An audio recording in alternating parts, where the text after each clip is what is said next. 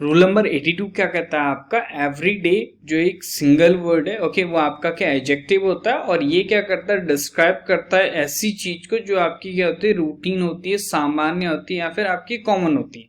ठीक है, every day ये आपका दो वर्ड से मिलके एक फ्रेज बना और ये जो फ्रेज है ये आपका क्या है, एडवर्ब की तरह काम करता है। इसको हम क्या कहते हैं, आपका एडवर्बियल फ्रेज कहते हैं। ठीक है, ये फ्रेज एडवर्ब की तरह काम करता है। इसका मतलब होता है ईच डे, प्रत्येक दिन।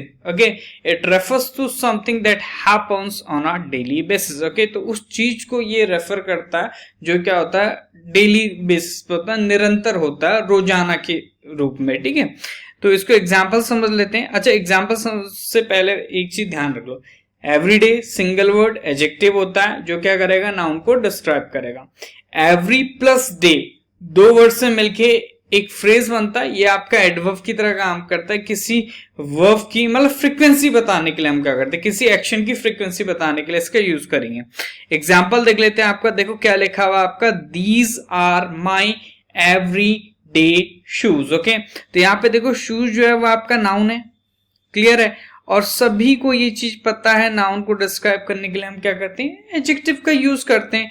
तो यहाँ पे एवरी प्लस डे एडवर्ब नहीं आएगा, एडजेक्टिव आएगा, तो इट शुड बी आपका एवरीडे। तो क्या हो जाएगा आपका, these are my everyday shoes. Okay, my आपका क्या हो गया, पॉजिटिव एडजेक्टिव हो गया जो क्या कर रहा है, शूज नाउन को डिटरमाइन कर। एवरीडे आपका एडजेक्टिव हो गया जो क्या कर रहा है, आपका शूज नाउन को डिटरमाइन कर रहा है। एवरीडे यहाँ पे बता रहा है ऐसे जूते जो मैं कॉमन यूज करता हूं या फिर आपका जो जिन जूतों को मैं क्या करता हूं, आपका रूटीन में यूज करता हूं। ठीक है, ओके, दीज आपका क्या है, प्रोनाउन है, प्लूरल है, डेमोस्ट्रेटिव प्रोनाउन है, ध्यान रखेंगे सब्जेक्ट की तरह हम काम कर रहे हैं, काम ले रहे हैं इसका। ओके, और आर क्या है, लिंकिंग वर्ब।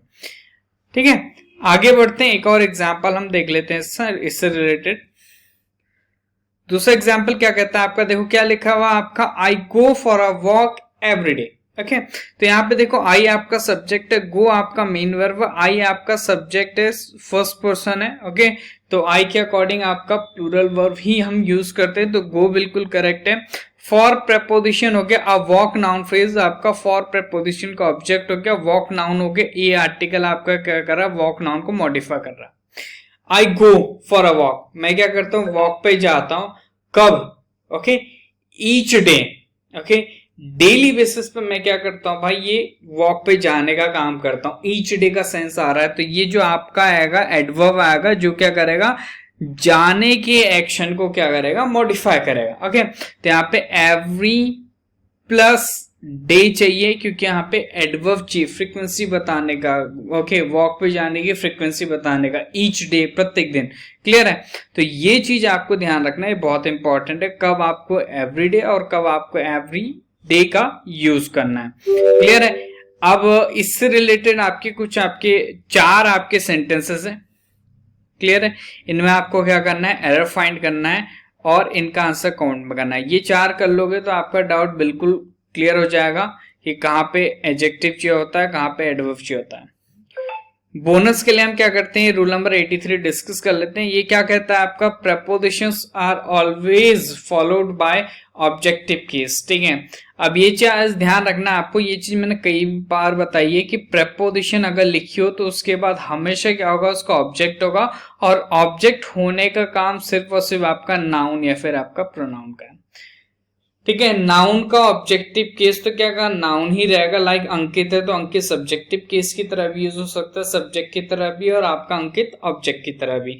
अब प्रेपोजिशन में वो सॉरी प्रोनाउन में ये चीज डिफरेंट होती है, प्रोनाउन में सब्जेक्टिव केस अलग होता है, ऑब्जेक्टिव केस अलग होता है। एग्जाम में यही एरर आता है कि प्रेपोजिशन के बाद क्या देता है, वो प्रोनाउन का सब्जेक्टिव केस देता है, बिल्कुल गलत। प्रोनाउन प्रेपोजिशन के बाद सिर्फ और सिर्फ आपका ऑब्जेक्ट आता, ऑब्जेक्ट बोले तो प्रोनाउन का ऑब्जेक्टिव केस।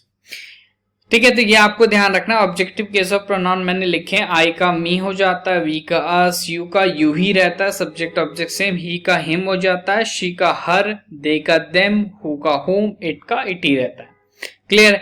एग्जाम्पल देख लेते हैं आपका, everyone except he has completed the task. Okay, तो एवरीवन आपका सब्जेक्ट है, ओके, इसके अकॉर्डिंग क्या आपका हैज वर्ब हमने यूज कर रखा है, ठीक है। एक्सेप्ट जो है वो आपका क्या है, प्रेपोजिशन है, और प्रेपोजिशन के बाद ऑब्जेक्टिव केस ऑफ प्रोनाउन आएगा तो ही की जगह हिम आएगा।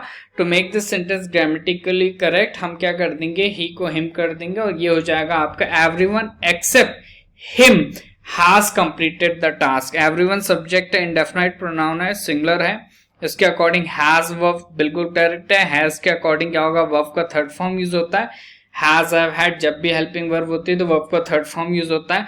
द टास्क की बात करेंगे तो नाउन फ्रेज है, ये आपका क्या हैज कंप्लीटेड का ऑब्जेक्ट हो गया। यहाँ पे द आर्टिकल क्या कर रहा है, टास्क नाउन को क्या कर रहा है, मॉडिफाई कर रहा है। क्लियर हो गया। एक और एग्जाम्पल्स हम क्या करेंगे, इस चीज को समझ लेंगे। और ये जो दूसरा एग्जाम्पल है ना, काफी बार एग्जामिनेशन में पूछा भी जा चुका है। देखो मतलब यही क्वेश्चन नहीं आया बट इस तरीके से पूछा गया। देखो क्या है आपका, the secret is between you and I. Okay, तो यहाँ पे क्या है, द सीक्रेट आपका सब्जेक्ट हो गया, द आर्टिकल क्या कर रहा है, सीक्रेट नाउन को क्या कर रहा है, मॉडिफाई कर रहा है। ये सब्जेक्ट नाउन फ्रेज है।